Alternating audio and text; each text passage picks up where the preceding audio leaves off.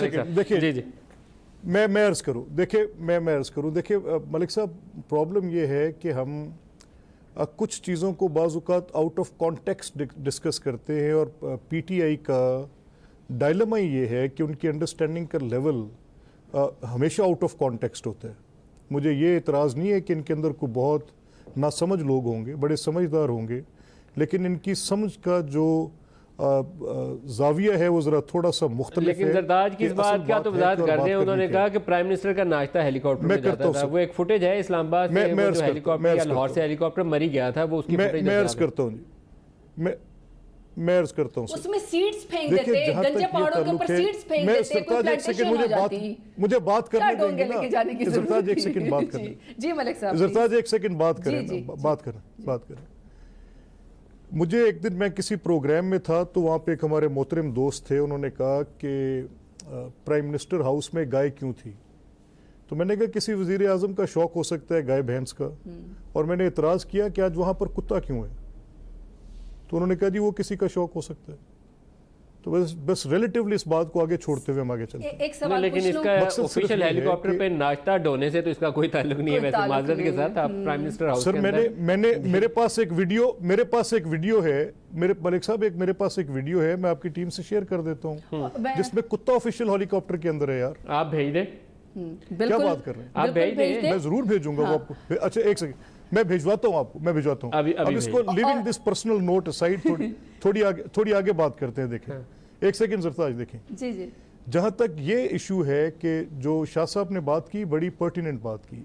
नासिर शाह साहब ने ये कहा, उन्होंने ये कहा कि अगर वज़ीर आज़म इमरान खान साहब के लिए वो ख़ुद ये डिमांड करते रहें कि अगर किसी पे कोई नैब की इंक्वायरी है, और अगर आज़म स्वाति के लिए कोई इंक्वायरी स्टेपिंग डाउन का इफ़ेक्ट दे सकती है, या बाबर अवान पे, उनको तो बेसिकली हिरासत में होना चाहिए।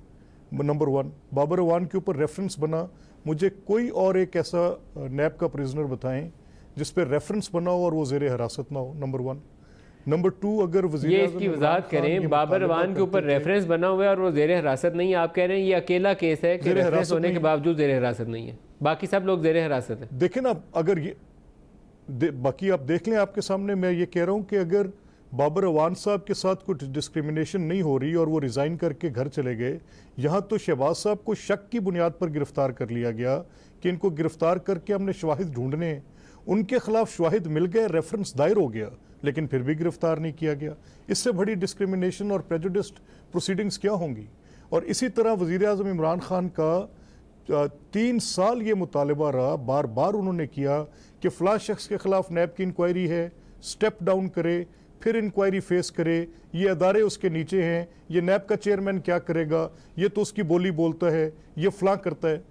आज आप पे नैब के अंदर हेलीकॉप्टर के गलत इस्तेमाल का रेफरेंस है, जिसमें आपकी एक मिस स्टेटमेंट है जो परजरी में आती है। आपने कोर्ट के ऑफ लॉ के अंदर जाना है तो मिस स्टेटमेंट पर आप परजरी में भी उसमें कन्विक्ट हो सकते हैं। आपने गलत स्टेटमेंट दी हुई है, आपकी वो स्टेटमेंट जो है वो कन्फ्रंट होने के बाद आपके गले भी पड़ सकती है। तो आप क्यों नहीं वहाँ से उसी प्रिंसिपल के तहत स्टेप डाउन करते, पहले इंक्वायरी फेस करते और फिर आगे जाते। शाह साहब ने बात तो पर्टिनेंट की, आप बताएंगे इसका जवाब देंगे। अकाउंटेबिलिटी, मैं मलिक साहब एक बात कहना चाहूँ, अकाउंटेबिलिटी में चेयरमैन नैब से मेरी ये तवक्को थी और मेरी ये ख्वाहिश थी, क्योंकि वो जज रहे हैं सुप्रीम कोर्ट के, बहुत सारे उन्होंने एबटाबाद कमीशन को भी उन्होंने हेड किए। मैं उनसे ये उम्मीद रखता हूं कि मिसिंग पर्सन वाला भी उन्होंने किया है। 2 मोस्ट क्रूशियल जो पाकिस्तान की हिस्ट्री के 2 बड़े अहम 3 कमीशन हैं, उन दोनों की सरबराही उन्होंने फरमाई है। तो उनकी कैपेसिटी इतनी ज़्यादा है कि उन्होंने बहुत कुछ चीज़ों को बहुत करीब से देखा है। तो जिस चीज़ के अंदर एक बायस नज़र आ जाए, वो जो बायस है वो मुझे, जब मैं उससे इफेक्ट हो रहा हूँ तो तब पता चलेगा। अगर उनकी स्टेटमेंट में ये जिक्र होगा, और वो जिक्र होगा पर्टिनेंटली कि जो शहबाज साहब की गिरफ्तारी के हवाले से और उनके केसेस के हवाले से, तो हम तो बार बार ये कह रहे हैं कि हम कोई इसको पोलिटिसाइज नहीं करना चाह रहे, हम कंट्रोवर्शियल नहीं बनाना चाह रहे।